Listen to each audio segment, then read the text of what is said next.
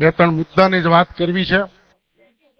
આ યાત્રા ગઢડાથી અહીંયા આવ્યા એમાં જે જોડાયેલા પદયાત્રીઓ છે એને તો એની અનુભૂતિ છે, પણ હું એમ કહું છું કે ઘણા એમ કે બધા 71 પેઢી પિતૃઓ બધા તરી જાય આ યાત્રામાં જોડાય, પણ આ યાત્રા જે રૂટ ઉપરથી ચાલીને એ રૂટ ઉપરથી પરમ પૂજ્ય વહુજી મહારાજ ચાલીને નીકળ્યા હો. સ્વામિનારાયણ સંપ્રદાયના અવડા મોટા ધર્મગુરુ અને એમના ધર્મપત્ની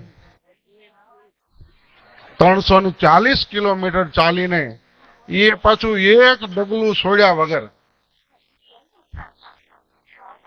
અને એમનો આગ્રહ હતો કે ગમે થાય મારે દ્વારકાધીશના દર્શન ચાલીને કરવા છે. અને દ્વારકાધીશે એમનો સંકલ્પ પૂરો કર્યો. એક વખત જોરદાર તાળીઓથી વધાવ્યો. પણ હું એ કહેવા માંગુ છું કે પૂજ્ય વહુજી મહારાજ સાથે બચુબા ભાણીબા આ ધર્મકુળ જે રૂટ ઉપરથી ચાલીને આવ્યું ને સાહેબ, એ રૂટ ઉપર જેટલા એક્સિડન્ટ થયા હશે, જેટલા અવગતો કોઈ જીવ ગયા છે, એ બધાય ભગવાનના ધામને પગ. આવા મહા તપસ્વી, આવા મહામુક્ત આત્માઓ જે રોડ ઉપરથી પસાર થાય એ રોડ પવિત્ર થઈ જાય. માટે સનાતન ધર્મના ઉત્કર્ષ માટે આ યાત્રા આચાર્ય શ્રી અજેન્દ્ર પ્રસાદજી મહારાજ અને નુગેન્દ્ર પ્રસાદજી મહારાજે આ યાત્રાનું પ્રસ્થાન કરાવ્યું. આનો હેતુ માત્ર એટલો જ છે, આપણને તો ભગવાન સ્વામિનારાયણે આજ્ઞા કરી છે. પધારો પધારો માન સરોદાજી મહારાજ, તાળીઓથી વધાવશો આપણે.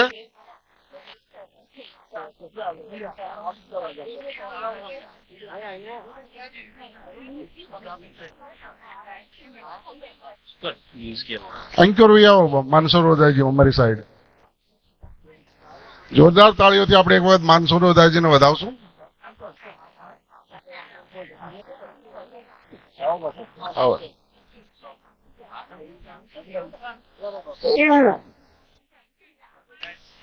સનાતન ધર્મના ઉત્કર્ષ માટે આ યાત્રા પદયાત્રાનું આયોજન થયું છે. સ્વામિનારાયણ ભગવાને તો શિક્ષાપત્રીમાં આજ્ઞા કરી છે આપણને દ્વારકાધીશના દર્શન કરવા માટે જવાની. અને સ્વામિનારાયણ ભગવાન સમયની અંદર સચ્ચિદાનંદ સ્વામી ધર્મકુળને લઈને સાથે દર્શન કરવા ગયા તો ઇતિહાસ એમ કહે છે કે સચ્ચિદાનંદ સ્વામી ધર્મકુળને સાથે દર્શન લઈને ગયા તો ભગવાન કૃષ્ણને સાથે લઈને આવ્યા, હૃદયની અંદર ધારણ કર્યા. તો ધર્મકુળને સાથે રાખીએ તો આપણને અવશ્યમેવ ભગવાન કૃષ્ણના દર્શન થાય ને થાય જ.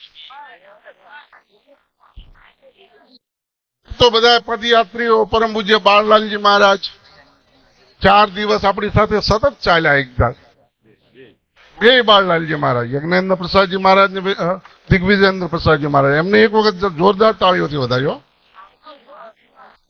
અને એમના હોસલે જ અમે અહીંયા પહોંચ્યા ભાઈ દ્વારકા. તમને સાચું બધાને કહી દઉં, નહીં તો અહીંયા બંધા કે દ્વારકા પહોંચે એમ નહોતું. 8 દ્વારકા હતી અમારા તો.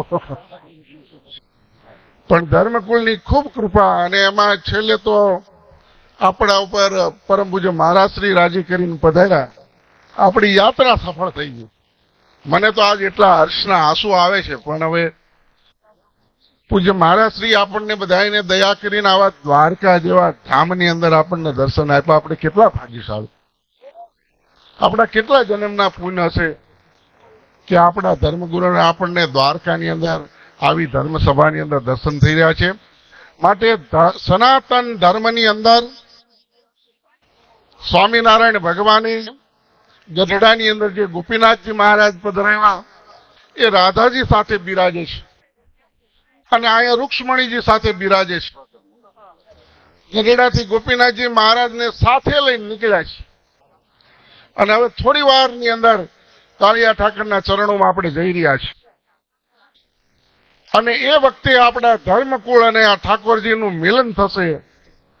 એ દર્શન કરીને આપણા સૌના હૃદયની અંદર, આપણા શરીરની અંદર જે યાધિ વ્યાધિ ને તાપ છે એ બધા શાંત થઈ જશે.